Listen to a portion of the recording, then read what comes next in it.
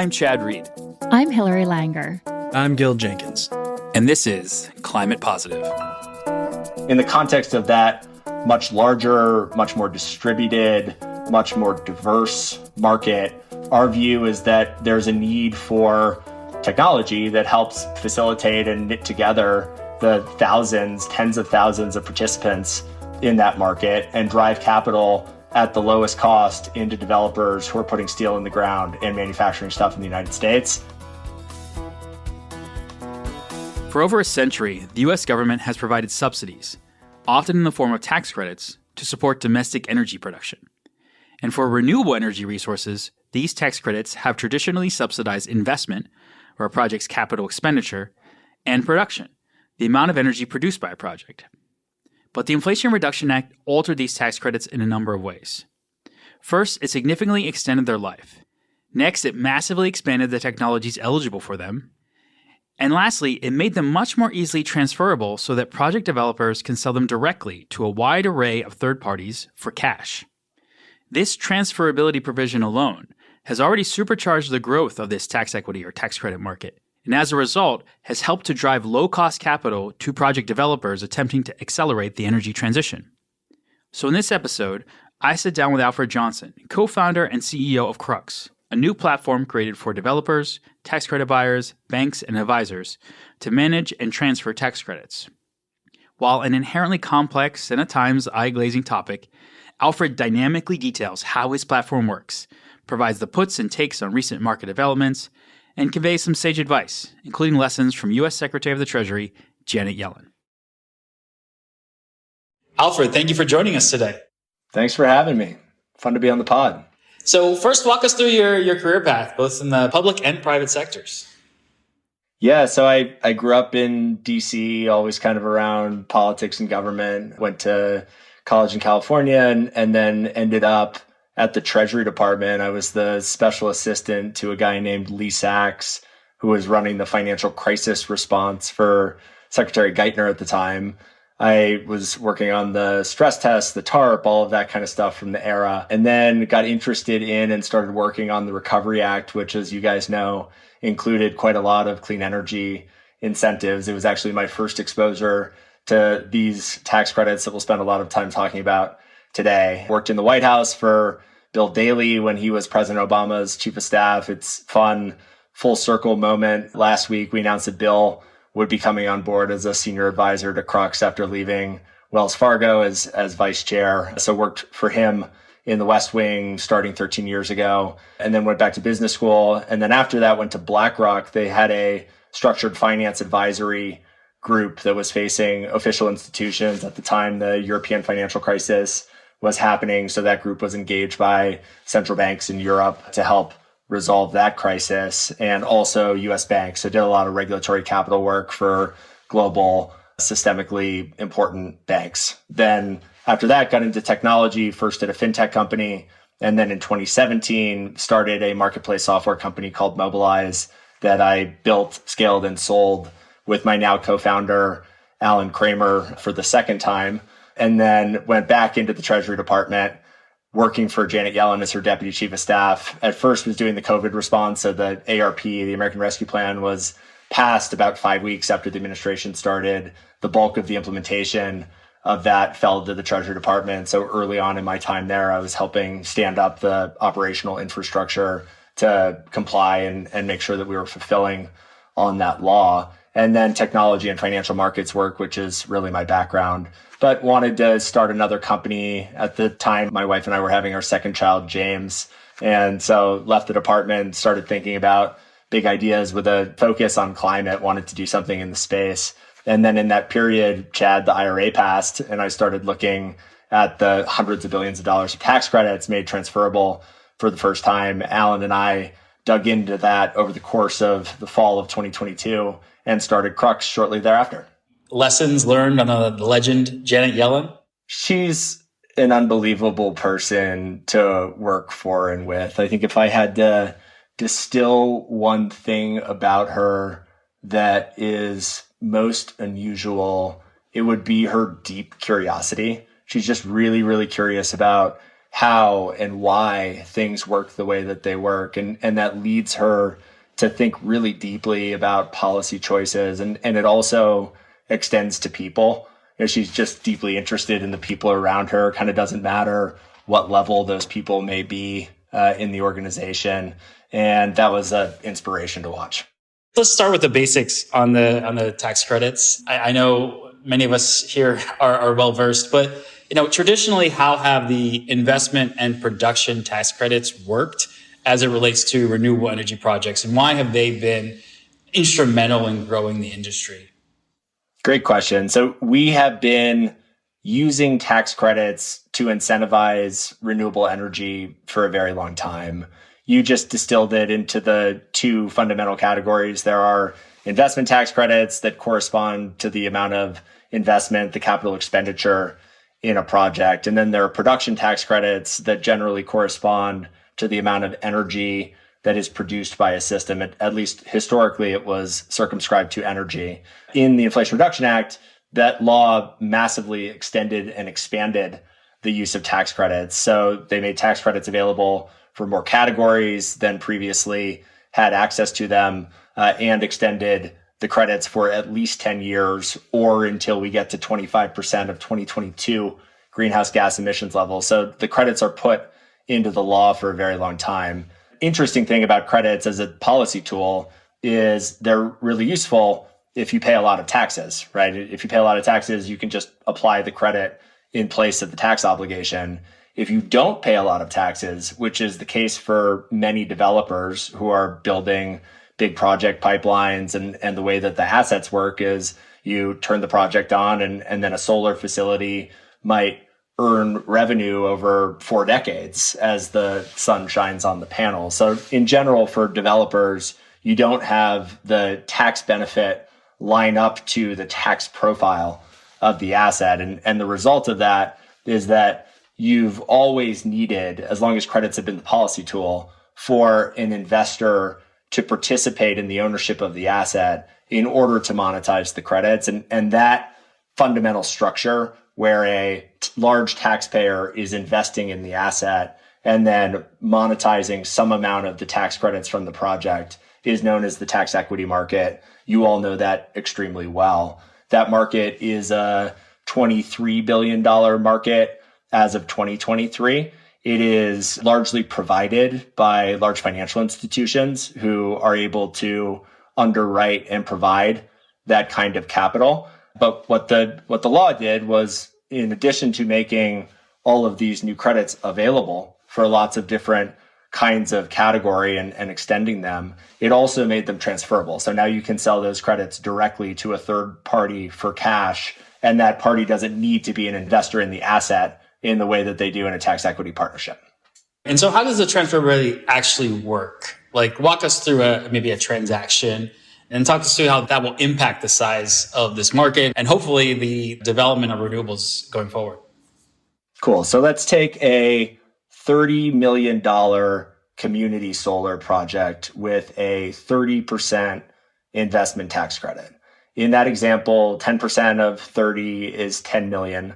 So the tax credit value associated with the project is $10 million. The developer has access to that credit when the project is placed into service. But again, the revenue profile, the income profile on that asset is such that they are looking to sell all of that tax credit. So what they would do is come to Crux. They would list the credit for sale on the platform with some fundamental attributes about it. They would then receive bids through the platform, non-binding bids that come in from buyers. They would be able to look at those bids on the basis of price, the amount of the credit that the buyer wanted to take, and other attributes. We see that buyers and sellers are often transacting for reasons that are other than just the price that the buyer may be offering. It may be the perceived quality of the buyer. It may be the timeline of the cash flows to settle the transaction. But in any case, back to the fundamental arc of the deal, the seller is receiving those non-binding bids on the basis of liking a bid. They can then say that they would like to unmask to the buyer, and the buyer unmasked to the seller via NDA. NDAs are signed, they're uploaded to the platform, and then you're in a diligence process where seller is providing information to the buyer that correspond to the project, where the buyer is principally looking at the risks that they bear as a buyer of the tax credit. And those mostly relate to the potential for recapture, which is incidences where the project would be taken out of service. So a hailstorm hits it 3 years in and the buyer owns some amount of that risk. Also, the excess tax credit transfer provisions that relate to the basis of the project. If the IRS later determines that the basis was too high and that the fair market value was not fully substantiated, then the buyer may own some of that risk. So back to the arc of the transaction, buyer is looking at the details of the project, the cost segregation analysis to really understand what the dynamics of the cost basis of the project are, because that fundamentally relates to the investment tax credit value. Once they get comfortable with that, and that is often or generally always with the assistance of a law firm that is helping them to diligence those materials and often tax advisors as well. Once they get comfortable with that, then they are progressing to close, and close would be the signing of a tax credit transfer agreement, after which the parties would fund based on whatever the timeline is that they have agreed on. And we have seen deals like that close in as quickly as 22 days. We did a deal with a utility seller selling to a Fortune 100 buyer that closed in less than 4 weeks. And that sort of thing is, as you guys know, would be completely unprecedented in the tax equity world, where deals will often take 6 to 9 months to close. As you alluded to, this transferability provision really opened the market up to new buyers of these tax credits. So it's not just the big banks or big corporates that are able to participate now. It's a whole swath of companies. Talk us through, who are these new buyers in the market? What is the value proposition of Crux to them as they seek to enter it? Yeah, so Chad, this is just a simpler transaction. And so buyers that had not been interested in participating in the tax equity market because of the complexity of that market and other dynamics of the product are now coming to the transfer market. We are seeing buyers come to the market from all kinds of different industries. So manufacturing companies, food services companies, other kinds of financial institutions, insurance companies, all the way down to family offices. We have closed deals between everybody from family offices at the smallest level all the way up to the Fortune 100. So I think this market is already proving that it is much more attractive to a wider base of buyers than the tax equity market was. And that's a very necessary thing, because we need to monetize a lot of credits over the next 5 to 10 years. The IRA creates something like hundreds of billions of dollars of credits, up to $100 billion a year of credits by the beginning of the next decade. And with that volume, we need thousands of buyers on the other side to participate in the market. Now, what is the value prop of Crux? We are facilitating, convening the largest market. We have $11 billion of credits that are listed for sale on the platform. That number has been growing in the hundreds of millions on a weekly basis as developers come and list their projects for sale. The projects that are available on Crux are all different credit types, everything from solar, wind, microgrids, storage, bioenergy, lots of 45X credits, hydrogen credits. So we're seeing a wide diversity of the market seek to convene in a central location on Crux. And then, as I mentioned in my example of how a deal gets done, Crux is also the transaction management facilitation layer that the parties are using to manage the transaction efficiently. And one thing that I think makes us additionally different is that we work with financial institutions, banks, syndicators, tax advisors who are participants in our market and are able to use our tools to close deals efficiently. So, Alfred, in terms of those billions of new credits and the variety that are now coming to market, you all have done a great job in aggregating that data. So quick plug for your quarterly market report. Super useful for listeners to check out. Was wondering the types of credit pricing trends you're seeing based on technology or investment versus production tax credit, or anything else you're seeing there and how that's kind of shaken out in the market.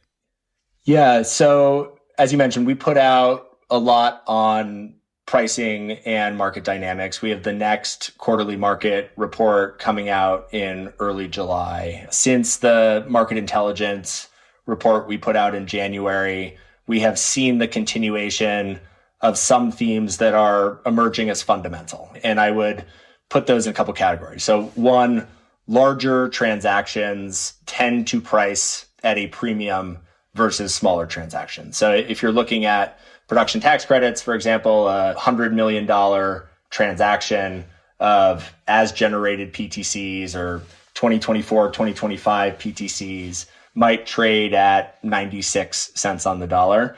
If you're looking at a $1 million 45X PTC from this year, that might trade in the low 90s or high 80s. And so you see this dynamic where smaller deals are pricing at lower prices. Now, I would say, even though smaller deals price lower, those are the kinds of deals that did not have access to the market previously, right? So if you're talking about community solar or CNI solar, the industry grew up to aggregate those projects into tax equity facilities. And now there are just more options for smaller sellers to be able to sell their credit. So even if the price is a little lower, it's access to capital that didn't previously exist. So theme one is that larger prices higher than smaller. Theme two, production tax credits will generally trade at a premium to investment tax credits. The reason for that is production tax credits generally correspond to units of production. So units of energy produced, materials produced in the context of 45X, hydrogen produced in the context of the 45V tax credit. And as such, it is more provable that that unit was produced. And there are not these dynamics that I talked about earlier where the cost basis of the project is the fundamental piece that is generally being underwritten. And so we'll see those credits trade at 94 to 96 cents once you're above 25 or 50 million in PTCs. ITCs pricing still strong, particularly from highly credible sellers that have a lot of track record selling in larger increments. Frankly, once you're in the larger sizes, the difference between ITCs and PTCs disappears. So those are the two themes that I'd observe. First for you, that the next one is that we've seen the market was first comfortable in technology categories that were well understood from tax equity. So solar, wind, storage, to a certain extent, it didn't previously have a standalone credit, but people understood the assets because they were typically rolled in with other facilities. Those kinds of assets in the early market were trading at a premium to new technology types. I would point to 45X as an example where when the government put out guidance on 45X, the difference in pricing that 45X credits were getting before that guidance was put out converged to the norm on production tax credits after that guidance came out. So as a new category comes to market, as people get comfortable, as the government clarifies what the rules are going to be around it, we're seeing convergence of like for like, where ITCs will perform like ITCs and PTCs will perform like PTCs. Climate Positive is produced by HASI, a leading climate investment firm that actively partners with clients to deploy real assets that facilitate the energy transition. To learn more, please visit hasi.com. As we start talking about basis and different risks associated with different projects and various technologies coming to market, what are you seeing in terms of the role of insurance here and how that develops in this new transferability paradigm with some of the tax credit insurance providers? Yeah, so I talked earlier about the risks that are present in an investment tax credit transaction, which principally relate to recapture because the project is taken out of service for whatever reason, or have to do with the project basis. And those are risks that by the construction of the statute, the buyer is responsible for. And that risk steps down over a 5-year period by 20% per year. And after 5 years, the buyer no longer is subject to that risk. We're actually about to put out a diligence white paper later this week where we captured transaction data or data from advisors that had been parties in over 500 tax credit transfer and tax equity deals where they reported that the incidence of historical recapture was less than 1%.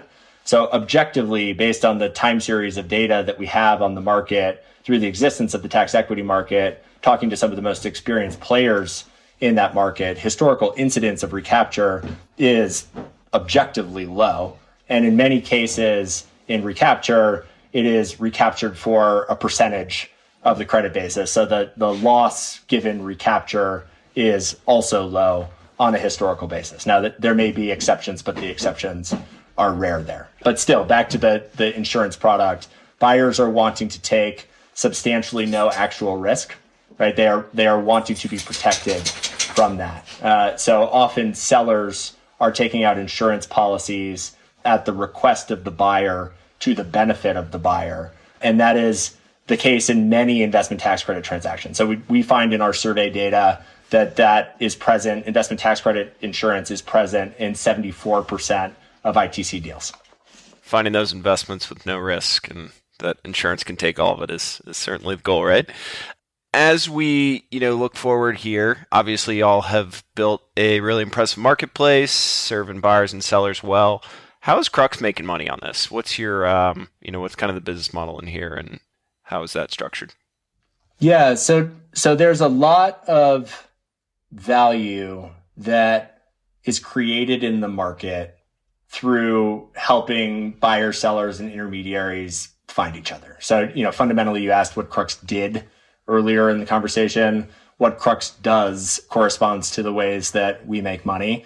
So one of the things that we do is convene a large marketplace of buyers, sellers, and intermediaries and help them to find a match, right? It turns out that finding liquidity in the market is actually kind of hard. It's one thing to say that we've got $11 billion of credits that are available for sale on the platform, and we've got billions of dollars of demand. Once you start talking about a buyer who is interested in $15 million of PTCs only in 2024, and they're not open to 45X, once you get to that level of subsegmentation, then it's actually hard to find liquidity. And so one of the things we do is we help people find liquidity, and we will generally charge on the transaction, so some amount on the transaction when we are helping the buyer and the seller meet each other. The other way in which we will operate is Crux also is the transaction management software that facilitates deals. We've got a purpose-built data room that provides for effective interaction between buyers, sellers, and intermediaries. We are increasingly building functionality into the product that helps the parties have the right conversation at the right time. So we're building diligence checklists into the product so people are prepared to go through the process and deals can close quickly. And again, trying to make as many investments as we can to facilitate the market efficiently so that we can drive towards faster closing times. And to the extent that an intermediary is using Crux as the transaction management layer, then our pricing looks more like software fees that scale up by the amount that you are using the platform. So those are the two fundamental ways. We're grateful for your efforts in making this whole market more efficient. You talked about a number of the participants in these tax credit transactions. Maybe give us a sense of how you're interfacing with existing tax equity investors or some of the sort of incumbent players. I know we're starting to hear more and more about these hybrid structures through existing partnership structures. Guy, this is such an interesting market because it's big. And because it's so big, it's forming so quickly. And so the dynamics and the structures in the market change every month. And so, early in the discussion of transferability, there was this notion of there being this stark divide between transferable deals, transactions, and tax equity transactions. And you sort of had to choose one or the other. What the market started to figure out in the third and fourth quarter of last year was that actually transferability represents a mechanism of crowding in additional capital that is to the benefit of a tax equity partnership, or can be to the benefit of a tax equity partnership. And so increasingly, what we are seeing with the largest deals are these hybrid structures, as they're called in the market, where largely a bank, often a bank, is putting together a tax equity partnership. The partnership is the mechanism by which the project is valued. So the fair market value is assessed on the basis of the transfer into the partnership. The depreciation is monetized through the partnership, but the partnership may be a seller of some of the tax credits. And so in that sense, we are seeing some of the historical participants in that traditional tax equity market be net sellers into the transfer market because they are looking to crowd additional buyers into the tax equity facilities. Sometimes the dynamic that we're seeing is a tax equity investor will tell a developer that they are willing to increase the size of the tax equity facility if the buyer is able to go out and generate additional demand for their tax credits. So sometimes what happens is that a buyer will come to Crux, a seller will come to Crux. They will meet buyers who are interested in their credits. They will move through the transaction stages. And then at the end, the partnership that has been put together is the actual seller of the credits to the buyers. And that dynamic allows the sellers to be able to control the process a bit more, be able to optimize price a bit more, things like that. And I think, that kind of innovation has been really important to the market. We're not done innovating, right? Like that, as the market gets significantly larger than it is today, as new credit types come into the market in significant sizes, I think we're going to see capital form around projects in different ways. And again, that is to the benefit of all of us and to the level of build out that needs to happen as rapidly as it does. We really need efficient financial structures that crowd capital in at the right times, at the lowest costs into these projects. Just a couple months ago, the IRS finalized some guidance regarding transferability. I think you said in another great podcast that the IRA, the Inflation Reduction Act, gave the IRS a lot of homework to do, and they're still working through it. And they did finalize this guidance. What are your top takeaways from this guidance, and what does it mean for the market going forward? Yeah, so in terms of the history here, so the statute, the IRA, was passed in August of 2022.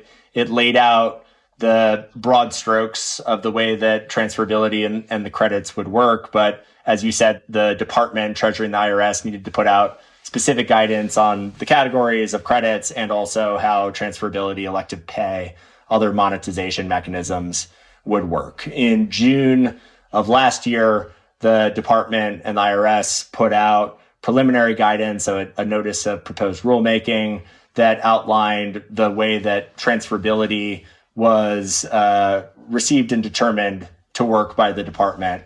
And we really saw the market take off on the back of that guidance. The first deals started to get announced. We did this market intelligence report that, Guy, you mentioned, where we were able to track more than $3.5 billion of specific transactions via a survey and our platform and publicly announced deals.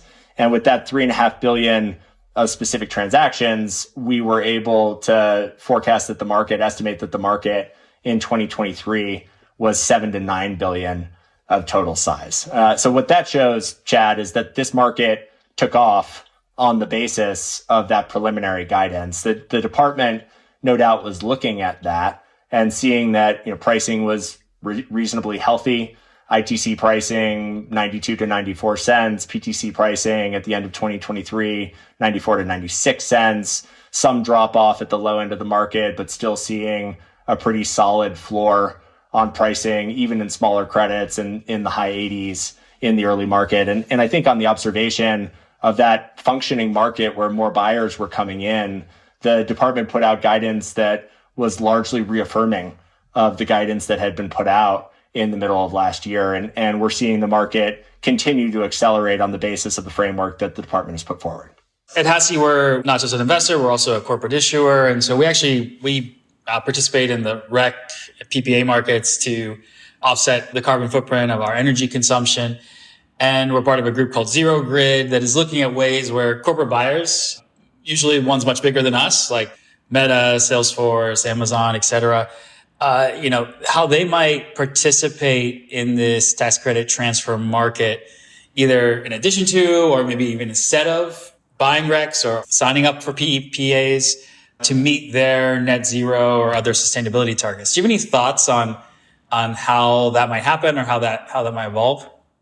Yeah. So I think if you're reducing down to the simplest dynamic, the dynamic is developers have various attributes of their project. They have tax attributes, the tax credits, they have the renewable energy credentials, they have power, right? And all of those things can be sold. And sometimes it's the same buyer who may be buying them. Sometimes it is different buyers that may be buying them. It depends on the project. It depends on the state, all of those sorts of things.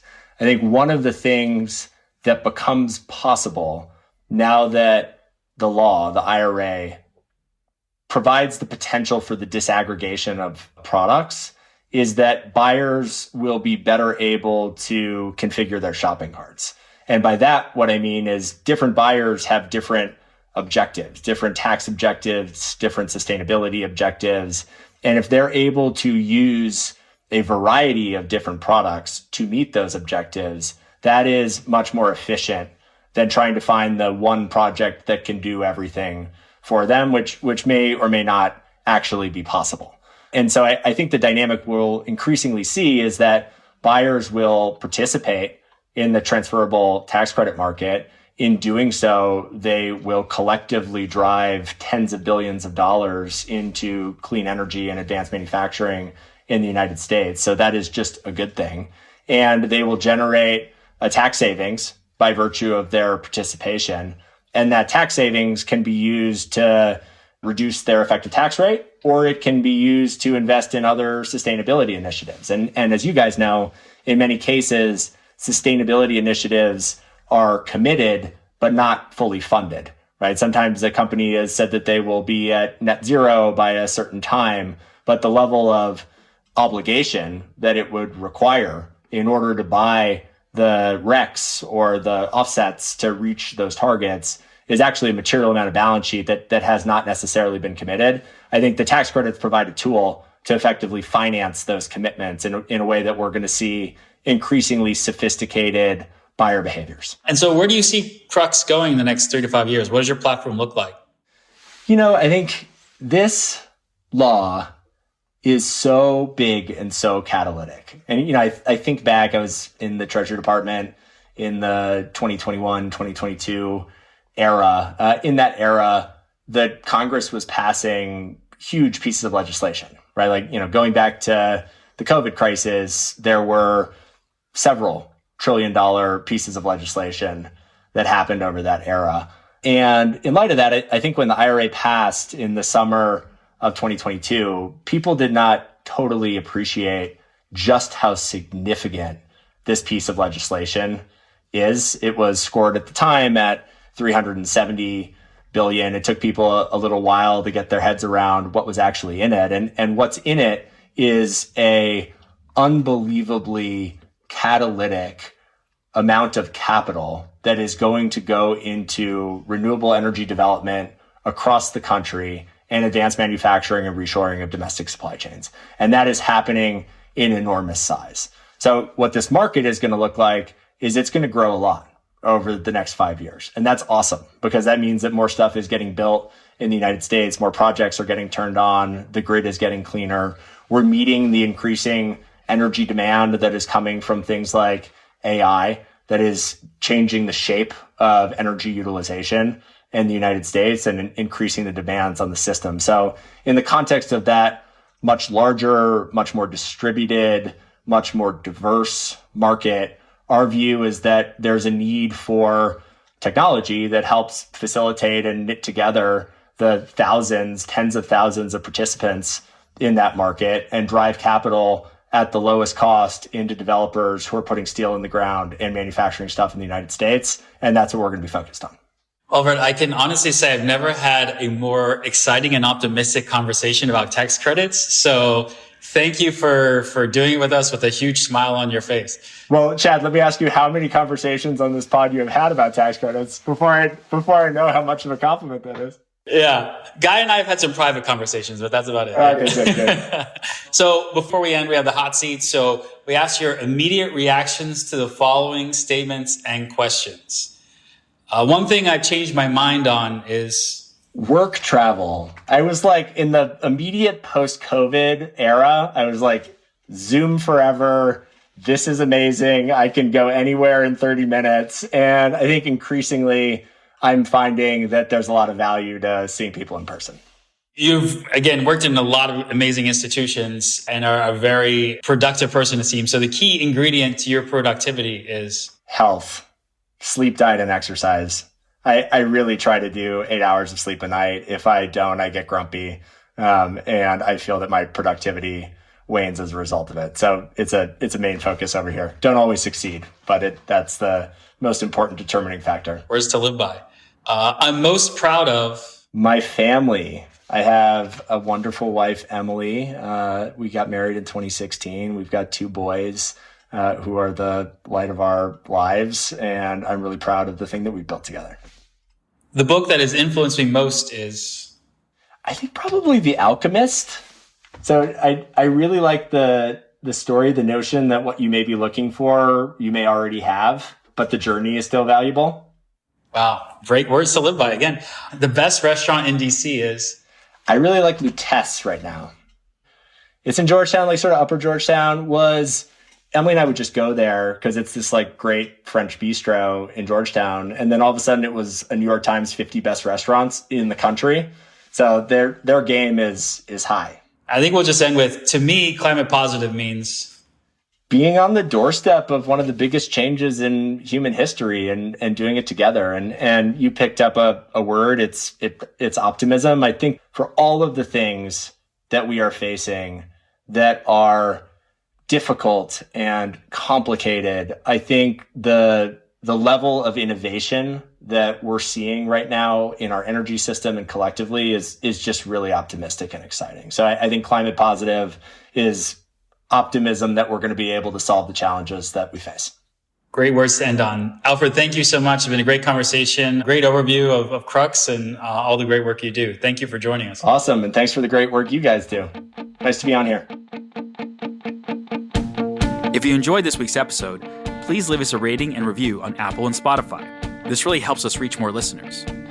You can also let us know what you thought via Twitter at ClimatePosiPod or email us at climatepositive@hasi.com. I'm Chad Reed, and this is Climate Positive.